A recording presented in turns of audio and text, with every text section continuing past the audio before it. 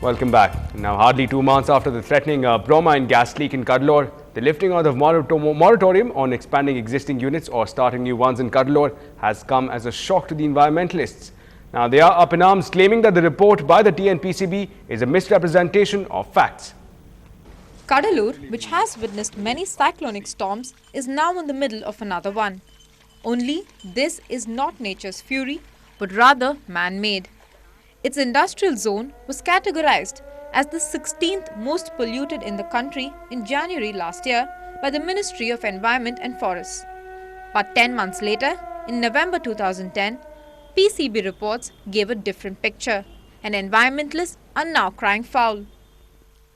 The Comprehensive Environmental Pollution Index in Cuddalore in January 2010 was 77.5, but in November 2010, it had dropped to 54.5. ஆனால் அதே சமயம் அவங்க என்ன பண்ணியிருக்காங்கன்னா அந்த ஏர் மானிட்டரிங்கை வந்து டோட்டல் சிப்காட்டுக்கு ஒரே ஒரு இடத்துல தான் வைக்கிறாங்க. அந்த ஒரே ஒரு இடத்துல வைக்கிறது அவங்க என்ன பண்ணுறாங்கன்னா வருஷத்துக்கு ஒரு தடவை தான் ஏர் சாம்பிளிங்கும் பண்ணுறாங்க. அதே சமயம் இவங்க என்ன பண்ணுறாங்கன்னா ஏர் சாம்பிளிங்கில் பார்க்க போனீங்கன்னாக்கா விஓசி காம்பவுண்ட் தான் அதிகமான வயலேஷனை காமிக்கும். ஏன்னா மாசு கட்டுப்பாட்டு வரை என்ன பண்ணியிருக்குன்னாக்கா விஓசி காம்பவுண்டை கன்சிடரே பண்ணல. அது ரொம்ப தப்பு. SECUM, or the Area Community Environmental Monitoring Group, accuses State Pollution Control Board of not including cancer-causing carcinogens and changing parameters. Other allegations include ignoring local environmental complaints and also omitting the fact that majority of companies in Cuddalore do not have the consent to operate certificate. அந்த ரசாயனத்திலிருந்து gas leak வெளியில் ஆகி காற்று மூலயமா வந்து 3 கிராம மக்கள் பாதிக்கப்பட்டதுங்க. எல்லா ரோடுங்களுக்கும் அங்கேயும் இங்கேயும் ஓடி போய் அலைஞ்சி திரிஞ்சுன்னு இருக்கிற டைமில் ஸோ மாவட்ட நிர்வாகம் அல்லது பொல்யூஷன் கண்ட்ரோல் போர்டு இந்த அதிகாரிகள் வந்து இது வரைக்கும் கிட்டத்தட்ட 3 மணி நேரம் எந்த ஒரு உதவிக்கும் யாரும் வரலை. The Pollution Control Board, though, refutes these charges and maintains that it has strictly followed the guidelines of the Central Pollution Control Board, the body which fixes pollution standards. The calculation as per based on the formula given by the CPCB and MOF, madam. We have taken all the details what actually they need. Okay. So based on that calculation only we had arrived at the result.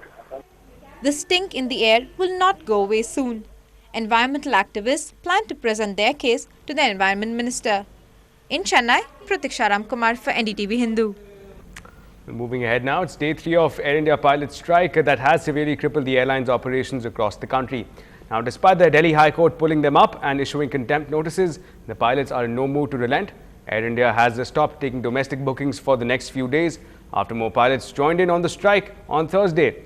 And as the standoff continued, the bigger issue seems to be lost. Hardest hit are the passengers, the taxpayers who actually finance the airline.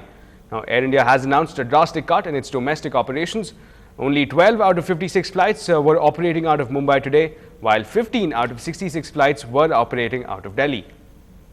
Well, meanwhile, 20 flights from Chennai alone were cancelled yesterday because of the unrest within Air India between the pilots and the management. Now, this a day after Air India sacked 6 pilots and de-recognized their association.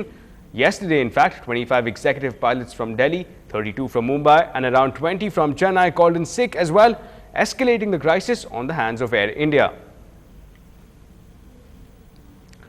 In some more shocking news, former Sri Lankan cricket team captain Hassan Tilakaratne has made a sensational revelation that match fixing has been common in Sri Lankan cricket. Not just that, he says that he will even reveal the names in the near future. He didn't exactly mean that Sri Lanka's last match, which was the World Cup final versus India, was fixed, but he did ask the question why 4 players were changed for the finals. According to him, match fixing isn't anything new in Sri Lanka. In fact, according to him, it's been happening since the year 1992. Well, Tilakaratne said, and I quote, there were threats of this issue being exposed earlier, but was pushed down by giving money to various people. I state with great responsibility and I will reveal the names of those involved, unquote.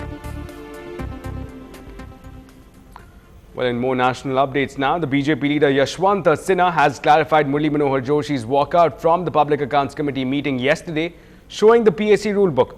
Now, just to give you a recap of this latest controversy over Parliament's Public Accounts Committee's report on the 2G spectrum scam, Yesterday, 11 of the 21 members belonging to the UPA rejected the report accusing the chairman, Dr. Murli Manohar Joshi, of acting on a hidden agenda and trying to destabilize the government. Now, senior BJP leader Arun Jaitley has told NDTV that UPA has tried to scuttle the probe. Yashwant Sinha, on his part, meanwhile said that Murli Manohar Joshi is entitled to walk out. Well, a Gujarat IPS officer who testified against the Chief Minister Narendra Modi in the riots case has appealed to the Supreme Court, saying that his family and him are not being given sufficient protection despite serious security threats following his deposition to the SIT over 2002 riots. The officer Sanjeev Bhatt said that he has faced untoward incidents after he spoke up against the Modi government. Well, it's almost evening now in London at this point, and the latest coming in is, of course, that the reception is winding down in Buckingham Palace and the members of English royalty are departing. Now, over 300 of them are likely to feature again in a dinner party that will be hosted by Prince Charles. Now, earlier in a refreshing break from the traditional English gloomy weather, today the sun parted the clouds and the shined brightly on the newlyweds, almost as a gift from the heavens. And millions over the world witnessed on their TV screens the first kiss between the newlyweds, Prince William and Catherine Middleton, who have now been endowed with the titles of Duch and Duchess of Cambridge.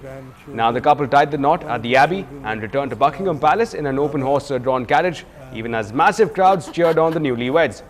Now the reception was hosted in the palace by Queen Elizabeth II.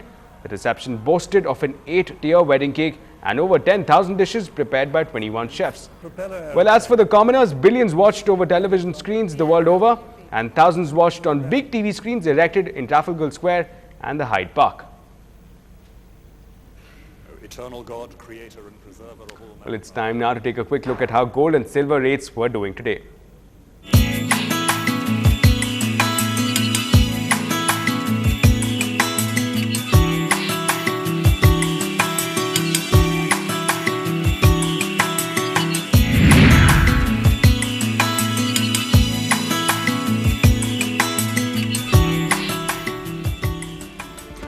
As Rajni gears up for his new film, call us and join us in wishing the superstar the best of luck for his new project, Rana.